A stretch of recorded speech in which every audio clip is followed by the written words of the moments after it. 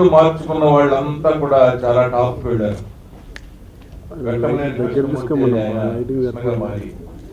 హీరోగా సంచలనం. శోభనా చలపతిరావు అనే శోభన్ బాబు గారు హీరోగా మారి పెద్ద సంచలనం చేశారు. అలాగే రమణారెడ్డి అనే ఆయన అమెరికా వెళ్ళి రిమ్స్ గా మారాడు. ఈయన కూడా చాలా చాలా పైకి రావాలని నేను మనస్ఫూర్తిగా కోరుకుంటున్నాను. పేరు మార్పులోనే గొప్పతనం ఉంది. అంతేగాక ఈయన చాలా గట్స్ ఉన్న దర్శకుడు. మొదట రియల్ స్టోరీ అని ఒక సినిమా తీశాడు. మా ఇంటి పక్కనే ఆఫీస్ ఉండేది, నేను వెళ్ళి కూర్చుంటే ఉండేది. ఎప్పుడు పబ్లిసిటీ కొత్త రకంగా ఉండాలి, కొత్త రకంగా ఉండాలి అని డిజైన్స్ దగ్గర కూర్చుని చేయించుకునేవాడు. ఒక సీనియర్ మోస్ట్ ఆర్టిస్ట్ డబ్బింగ్ చెప్పలేదు ఆ సినిమాకి చాలా రోజులు. ఏం చేయాలండి అని ఒక చిన్న క్వశ్చన్ మార్క్ పెడితే, తీసేయండి, వేరే వాళ్ళతో చెప్పించండి, రిలీజ్ చేయండి అంటే రెడ్డి గారు వెంటనే వాయిస్ మార్చేసి వేరే వాళ్ళతో ఆ సినిమా చెప్పించి సినిమా రిలీజ్ చేశాడు. అంత గడుచుకున్న దర్శకుడు ఈ రిమ్స్ గారు. ఈ సినిమాతో నువ్వు చాలా పైకి వెళ్తావా అంటే వెంటనే ఎక్కడికి వెళ్ళాడు? అమెరికా వెళ్ళిపోయాడు. అమెరికా వెళ్ళిపోయి అక్కడ కష్టపడి గ్రీన్ కార్డు సంపాదించి అక్కడ నుంచి మళ్ళీ ఈ సినిమా గుల అనేది ఒకసారి వస్తే పోదు, అక్కడ సినిమా మొదలుపెట్టాడు. ఈ గ్రీన్ కార్డ్ అనే సినిమా 90% అమెరికాలోనే షూట్ చేసి ఒక 10% ఇండియాలో ఇక్కడ కొంచెం మన వాళ్ళని మిక్స్ చేసి సినిమా ఫినిష్ అయిపోయింది గ్రీన్ కార్డ్. దీనిలో నిజంగా ఈ సినిమా అందరూ తప్పక చూడాల్సిన సినిమా. ఆయన అమెరికాలో ఉన్న కష్టాలు, తెలుగు వాళ్ళు పడే బాధలు అవన్నీ కూడా బాగా ఆకళింపు చేసుకున్న తర్వాత అవన్నీ కలిసి సినిమా తీశాడు. గ్రీన్ కార్డు కోసం ఎన్ని తిప్పలు పడతారు.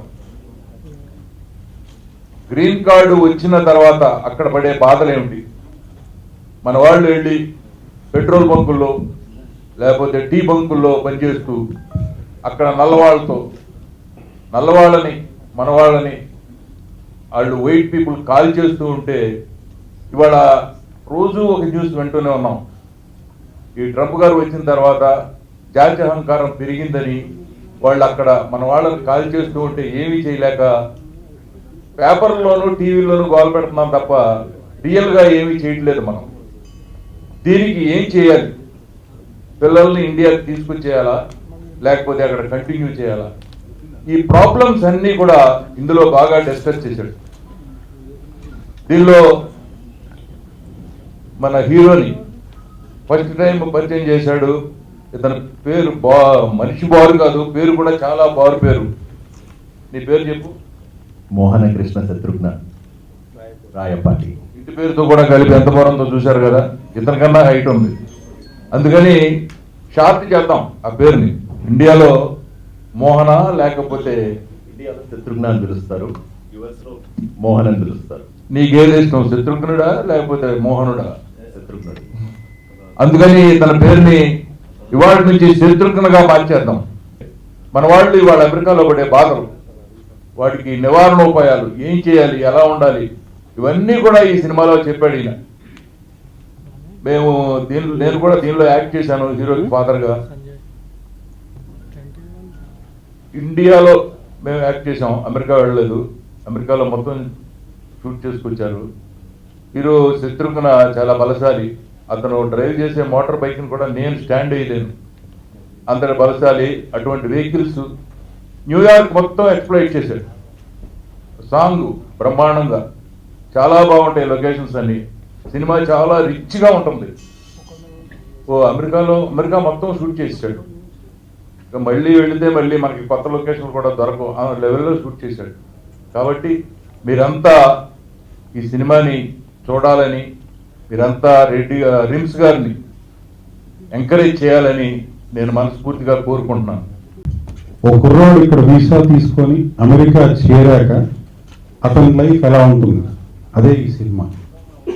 సాధ్యమైనంత వరకు సన్నివేశాలు కల్పితాలంటారు ప్రతి సినిమాలో. నేను కూడా ఫస్ట్ కార్డ్ అదే ఇస్తున్నాను కలుపుతారని. కానీ సినిమా మొత్తం నేను గత 15 సంవత్సరాల్లో అక్కడ చూసింది. ఈ సినిమా పర్టికులర్గా నేను శోభన రోజునే తమకు పుట్టబోయే పిల్లల్ని అమెరికా పంపించాలని నిర్ణయించుకునే జంటలకు, అలానే తమ కోసం పిల్లల్ని కాకుండా విదేశాలకు లేబర్ని కంటున్న మా తల్లిదండ్రులు లాంటి తల్లిదండ్రులకి ఈ సినిమా అంకితం అంటున్నాను. ఎన్ఆర్ఐ ఒకప్పుడు మంచి అసలు ఒక ఇమేజ్ ఉండింది. ఏమైపోయిందంటే మాకు అక్కడ సేఫ్టీ పోయింది. మీకు ఇంకో విషయం చెప్తానండి, ఎన్ఆర్ఐగా ఇక్కడికి వస్తే చాలా మందికి చికెన్ స్మెల్ వస్తారు. ఎప్పుడు కోసేస్తాం అంటే మా స్టేజ్ అలా ఉండింది ఇండియాలో. ఎక్కడికి వెళ్ళినా ఎన్ఆర్ఐ వీటికి ఫ్రీగా డబ్బులు వస్తాయి, వీడి దగ్గర ఎలాగో నొక్కాలనే ఆలోచన చాలా మంది, అంటే మేము పర్సంటేజ్ ఎక్కువ చూస్తాం. మీ దగ్గర తోపు ఎవరు చెప్పుకుంటారు, నేను చెప్తున్నాను ఒకరు. నెక్స్ట్ ఏంటంటే ఇప్పుడు ఎలా ఉందంటే మా పొజిషను ఇక్కడికన్నా ఎక్కువ అక్కడ భయం. సో 2 కంట్రీస్లో కూడా మేము ప్రాబ్లమ్స్ ఫేస్ చేసే స్టేజ్ వచ్చింది అని మీరు రోజు పేపర్లో చూస్తున్నారు. అలాగే ఇందాక ఈ టీషర్ట్ ఒక ప్రెస్ రిపోర్టర్తో ఎందుకు చేయించాల్సి వచ్చింది అంటే కారణం మీకు చెప్పాలనుకుంటానండి. దీంట్లో మెసేజ్ ఇచ్చాను చూడండి. నేను అమెరికాలో ఇది యాక్చువల్లీ లాంచ్ చేశాను టీషర్ట్. వాళ్ళకి ఒక $15 గన్ దొరుకుతుంది మా గ్యాస్ స్టేషన్ బిజినెస్. అసలు వాడు వస్తాడు ఒక $10-20 బీర్ తీసుకురావడానికి. వాడు రావడమే మమ్మల్ని డబ్బులు అడుగుతాడు, అడిగితే ఇమీడియట్గా గన్ తీద్దామన్న ఆలోచనతోనే వస్తాడు. అంటే అంత సేఫ్టీ కూడా లేని ప్రదేశాల్లో మేము బతుకుతున్నాం, చాలా మందికి తెలియదు. సో ఈ సినిమాలో ఒకటి ఛాలెంజ్ పెడతాను, మీరు చూడనివే చూపించాను. ఎందుకంటే అమెరికాలో ఉన్న వాళ్ళకి కూడా సగం తెలిసేమో. సో అలాంటిదండి, ఇండియాలో తమ కారు వైపర్ కూడా డ్రైవర్ వేయాలనే ప్రతి వాడు అమెరికాకు వచ్చి తమ పిల్లల డ్రైవర్లు మారుస్తున్నందుకు ఎడవలిపోతున్నాడు అంటున్నారు. అలాంటి కష్టపడుతూ అలా ఉంటూ ఎన్ఆర్ఐగా ఇక్కడికి వచ్చి ఇక్కడే మేము తక్కువ ప్రాబ్లమ్స్ ఫేస్ చేయట్లేదు. మా బ్యాడ్లకి ఏంటంటే ఈరోజు ఇక్కడికన్నా అక్కడ ఎక్కువ ప్రాబ్లమ్స్ అయిపోయాయి. సో ప్లీజ్ దయచేసి ఇది ఒక రొటీన్ సినిమా కాదు, ప్రతి ఒక్కరు చెప్పేదే మీకు బోరింగ్ టాపిక్ ఇది మాట్లాడితే. బట్ లొకేషన్స్ అమెరికా, లొకేషన్స్లో సీన్స్ టోటల్గా అక్కడే జరిగేటివి. మీకు మీలో సగం మంది ఇప్పుడు ఎలా ఉందంటే 50% ఆఫ్ ద ఫ్యామిలీస్ ఇళ్ళలో ఉండి ఎవడో ఒకటి అక్కడ ఉంటున్నాడు. అమెరికా కూడా తక్కువేం లేదు. సో అందరికీ తెలిసినవే ఉంటాయేమో అని అనుకుంటున్నాను. బట్ నా నమ్మకం ఏంటంటే డెఫినెట్గా ఎంజాయ్ చేస్తారు ఈ సినిమా. సో ఇది జస్ట్ ఫస్ట్ లుక్ అండి. వితిన్ 1 వీక్ 10 డేస్లో ఆడియో లాంచ్ చేస్తాం, తర్వాత ఫర్దర్గా వెళ్తాం. ఈ రోజు జరుగుతున్న మర్డర్స్ ఏవైతే మీరు వింటున్నారో వాటికన్నా ఎక్కువ జరుగుతున్నాయండి అక్కడ.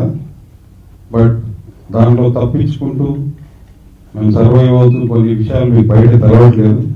సో ఈ సినిమాలో అది క్లియర్గా చూపించాను నేను, మేము ఎలా బతుకుతున్నాం. దయచేసి మీరు చూడండి, అమెరికాలో ఎలా బతుకుతున్నారు వీళ్ళు తెలుసుకోండి. క్యాప్షన్ యాక్చువల్లీ కింద లైవ్ పెట్టాను నేను, అది ఇక్కడ లేదు దీంట్లో. Green card life in America అదే ట్యాగ్ లైన్ అది. సో ప్లీజ్ ఒక డిఫరెంట్ సినిమా నేను చెప్పను మీకు, రొటీన్ పాయింట్ అది. బట్ ఒక అమెరికాలో 90% షూట్ చేసి ఒక డిఫరెంట్ పాయింట్ని డిఫరెంట్గా ప్రజెంట్ చేశాను. డెఫినెట్గా మీ ఆశీర్వాదం ఉంటుందని. Thank you. గ్రీన్ కార్డ్ పేరు అనగానే ఫస్ట్ మన మైండ్లోకి వచ్చేది అమెరికా, గ్రీన్ కార్డ్. మేము ఈ సినిమా ఫస్ట్ అసలు ఎక్కడ స్టార్ట్ అయిందంటే, నేను యుఎస్లో నేను గ్రీన్ కార్డ్ కోసమే వెళ్ళాను. అక్కడ చదువుకున్నాను, అక్కడే జాబ్ చేస్తూ ఉన్నాను. అలా ఏదో టైం పాస్కి ఇక్కడ మోడలింగ్ అవి ఇవి చేసుకుంటూ ఉన్న టైంలో నాకు మూవీలో ఆఫర్స్ రావడం మొదలుపెట్టాయి. అలా ఫస్ట్ ఆఫర్ వచ్చింది, సెకండ్ ఆఫర్ వస్తే నేను చూస్తూ ఉన్నప్పుడు సడన్ గా నాకు గ్రీన్ కార్డ్ అనిపించింది. అరే ఇదేదో అందరూ మన లైఫ్ లో అందరూ ఎన్ఆర్ఐస్ గా ఉండి అక్కడ సెటిల్ అవ్వాలనుకునే వాళ్ళందరూ లైఫ్ లో వెళ్లాల్సిన దారే కదా గ్రీన్ కార్డ్, ఏదో బాగుంది కదా అని చూస్తూ ఉన్నప్పుడు అప్పుడు రమణ గారు పరిచయం అయ్యారు. నాకు ఇమీడియట్లీ గ్రీన్ కార్డ్ అని చెప్పగానే, ఆ స్టోరీ చెప్పగానే నేను ఎగిరి కనిచేసినంత పని అయింది అక్కడ. అండ్ ఎస్పెషలీ నాకు తండ్రి పాత్ర చంద్రరావు గారు చేస్తున్నారంటే అప్పుడు నేను చాలా సంతోషపడ్డాను. సో అలా ఈ గ్రీన్ కార్డ్ అనే మూవీలో ఆఫర్ రావడం రమణ గారికి చాలా థ్యాంక్స్ చెప్పుకోవాలి. అండ్ తను చెప్పినట్లు ఈ మూవీ రెగ్యులర్ మూవీ కాదండి. ఏదో మూవీస్ అన్ని యూఎస్ లో తీసారంటే ఎలా ఉంటుంది, అక్కడికి వెళ్తారు, ఏదో అక్కడ న్యూయార్క్ బ్రిడ్జ్, లిబర్టీ స్టాచ్యూ అవి చూపించేస్తారు, అంత అయిపోతుంది, వచ్చేస్తారు. కానీ ఇక్కడ ఎవ్రీ లొకేషన్ తను ఆచి తూచి సెలెక్ట్ చేసుకున్నారు. మొత్తం ఏంటంటే ఏముందండి ఇక్కడ లోపల తీసేసుకోవచ్చు కదా అంటే లేదు, మీకు క్లైమేట్ బాగున్నా ఎట్లున్నా కానీ, మీకు వెయిట్ చేసైనా కానీ బయటనే జనాలకి లొకేషన్స్ చూపించాలని లొకేషన్స్ అంత ఇంపార్టెన్స్ ఇచ్చి మరి ప్రతి ఒక్క ఆస్పెక్ట్ ని అంత జాగ్రత్తగా టేక్ కేర్ చేసి చాలా కష్టపడి తీసిన మూవీ ఇది. Please subscribe. Please do subscribe. Please subscribe. Please subscribe. Please subscribe to our YouTube channel.